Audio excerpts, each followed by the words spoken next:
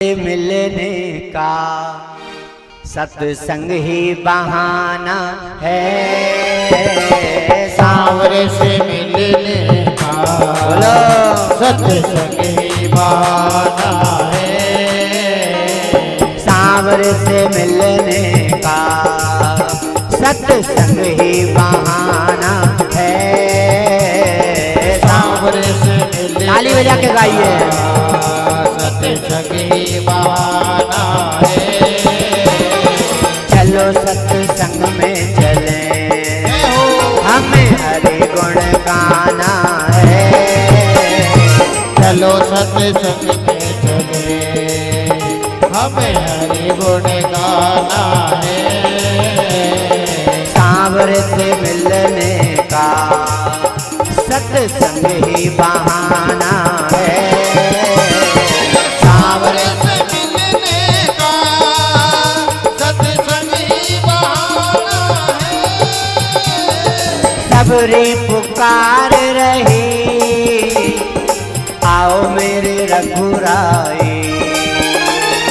सबरी पुकार रही,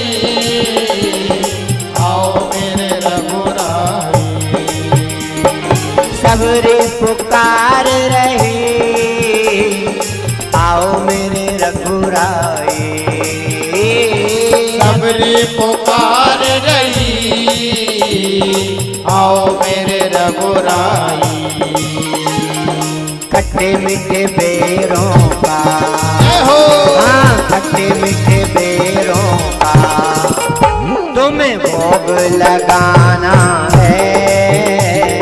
खट्टे मीठे बेरों का तुम्हें भोग लगाना है। सांवरे से मिलने का सत्संग ही बहाना है।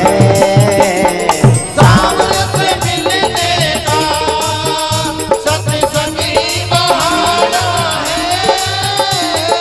द्रौपदी पुकार रहे, आओ मेरे बनवारे। द्रौपदी पुकार रही, आओ मेरे बनवारी।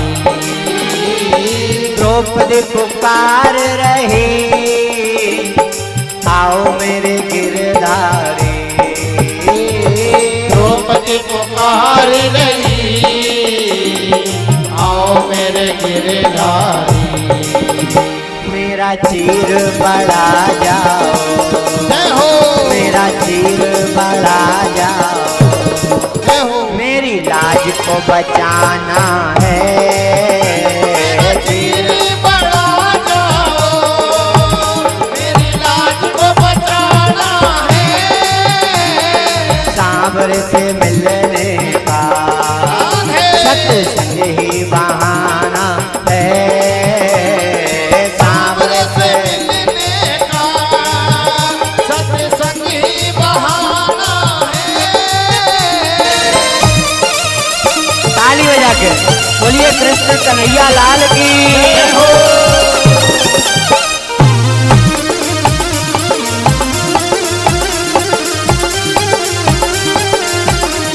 हरि बोल।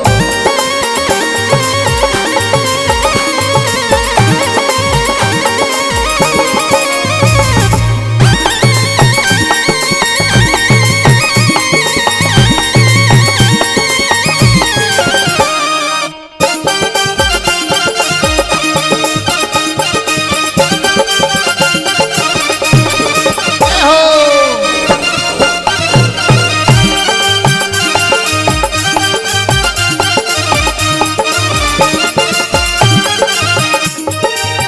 बोलिए कृष्ण कन्हैया लाल की।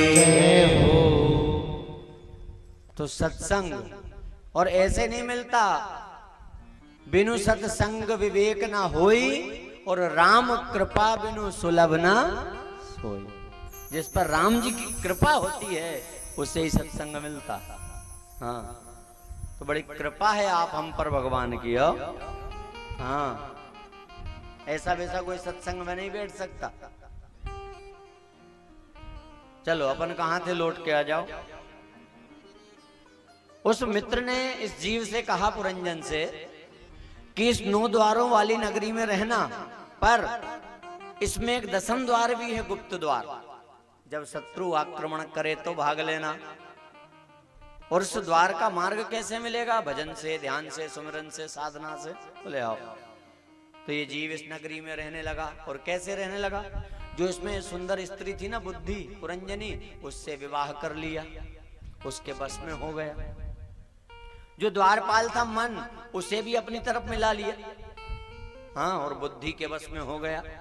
और जैसा वो बुद्धि कहे वैसा करे। चल तो चल दे, खा तो खाने लगे, रो तो रोने लगे। हाँ, बढ़िया सुख में दिन बीत रहे। हाँ, एक दिन क्या हुआ, इस सुंदर नगरी पर एक दूसरे राजा की नजर पड़ गई। हाँ, और उस राजा का नाम है चंडवेग। और अपनी भाषा में अगर बात करें तो उस राजा का नाम है काल। काल की नजर पड़ी, इतनी सुंदर नगरी, और इस पर तुम्हें कब्जा जमाऊंगा। तो काल ने अपनी सेना के साथ आक्रमण कर दिया। हाँ, और काल की सेना कौन है पता है? 360 गंधर्व और 360 गंधर्वियां। ये जो दिन और रात है ना, जो बीत रहे हैं, ये काल की सेना है। रात दिन आक्रमण चल रहा है। हाँ, और अपन और जन्मदिन मनाए साहब। हाँ, संत कह रहे, विचार करो कि न जाने इतनी तो निकल गई, पता नहीं कितनी बची, और खुशी मना रहा। हाँ, ये काल की सेना का आक्रमण है। पर वो पंच प्राण जो है युद्ध करते हैं, तो काल कब्जा नहीं जमा पाता। विचार करता, बड़ी मजबूत नगरी है रे, पर कब्जा तो करूंगा। और कब्जा करने के लिए मजबूत है तो पहले कमजोर बनाओ। तो कमजोर बनाने के लिए काल अपनी बेटी को बुलाता है। और काल की बेटी कौन है पता है? काल की बेटी का नाम है जरा। हाँ, जरा यानी बुढ़ापा। बुढ़ापा काल की बेटी। काल ने कहा, बेटी हाँ पिताजी, जरा कमजोर तो कर दे। बोले हाँ। तो बुढ़ापे ने आक्रमण किया। पहला आक्रमण, हाँ, बाल पकने लगे, ये आक्रमण है। दूसरा आक्रमण, दिखाई देना कम हुआ। तीसरा आक्रमण, दांत गिरने लगे। हाँ, अच्छा, अब इसको अगर दूसरे भाव से समझे तो क्या? हमने भगवान के सामने गिड़गिड़ा कर ये जीवन पाया, उधार लिया, कर्जा हो, और भगवान ने कहा भैया देख, लोन तो ले ले, कर्ज तो ले ले, पर किस्त बराबर आना चाहिए, सत्कर्म की, भजन की, पूजन की, ध्यान की। बोले हाँ।